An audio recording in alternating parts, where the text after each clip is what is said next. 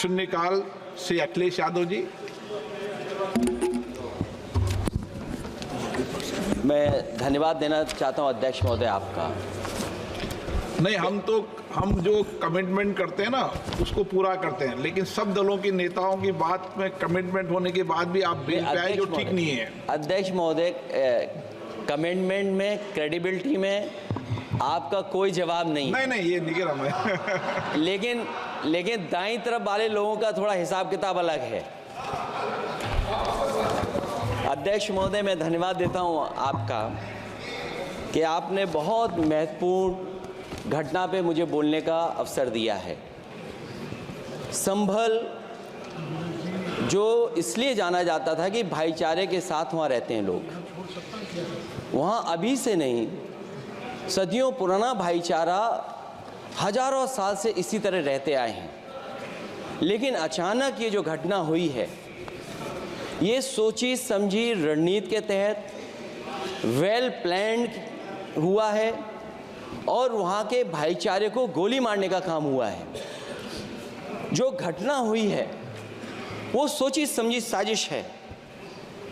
वहाँ जो खुदाई की बात लगातार अध्यक्ष महोदय देश में कोने कोने पर भारतीय जनता पार्टी और उनके सहयोगी और समर्थक, शुभचिंतक बार बार खुदाई की जो बात कर रहे हैं अध्यक्ष महोदय, ये खुदाई जो है हमारे देश का सौहार्द, हमारे देश का भाईचारा, हमारे देश का गंगा जमनी तहजीब को खो देगा।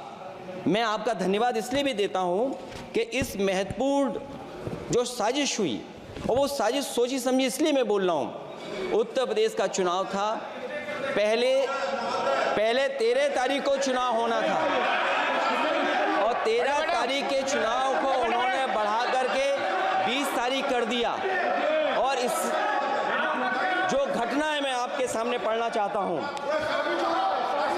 अध्यक्ष महोदय, ये यात्रा रुकी क्यों नहीं है? यात्रा ले जाओ दूसरी तरफ।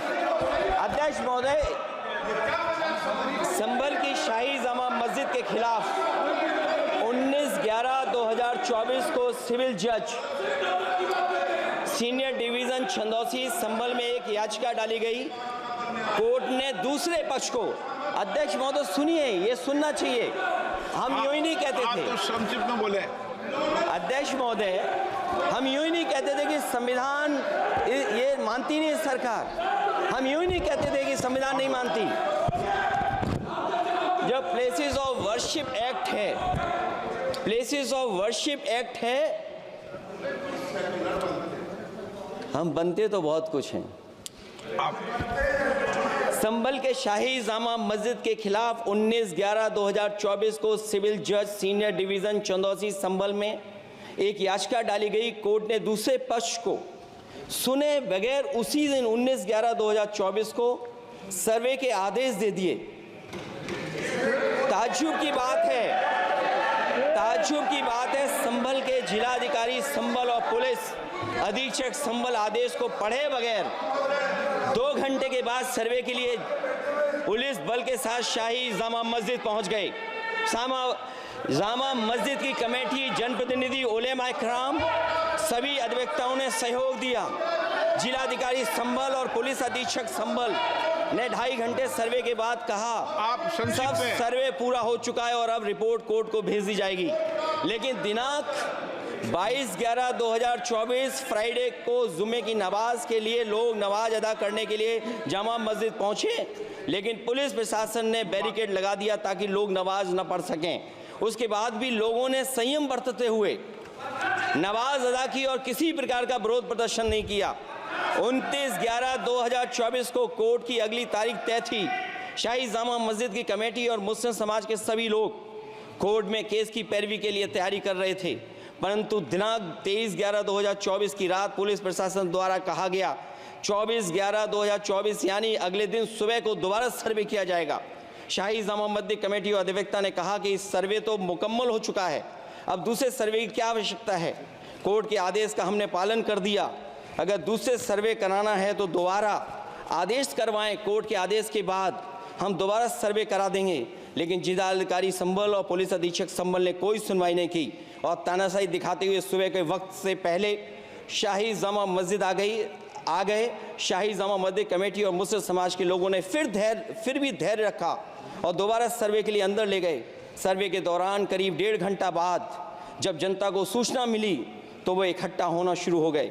लोगों ने सर्वे का कारण जानना चाहा तो सर्किल ऑफिसर ने उनके साथ गाली गलौज की और लाठीचार्ज करवाकर बुरी तरह जख्मी कर दिया। इसका विरोध करते हुए चंद लोगों ने पत्थर चलाए, जिसके बदले में पुलिस के सिपाही से लेकर के अधिकारियों तक ने अपने सरकारी और प्राइवेट हथियारों से गोलियां चलाईं, जिसका वीडियो रिकॉर्डिंग है, जिसके एवज में दर्जन लोग गोलियों से घायल हो गए हैं। 5 मासूमों जो कि अपने घर से सामान लेने के निकले थे, उनकी मृत्यु हो गई। संभल का माहौल बिगाड़ने में संभल का माहौल बिगाड़ने में याचिका दायर करने वाले लोगों के साथ पुलिस और प्रशासन के लोग जिम्मेदार हैं। इनको निलंबित किया जाना चाहिए और हत्या का मुकदमा चलाया जाना चाहिए, जिससे कि लोगों को इंसाफ मिल सके और आने वाले समय में कोई इस प्रकार की संविधान के खिलाफ और गैर कानूनी घटना को अंजाम न दिया जा सके। अध्यक्ष महोदय,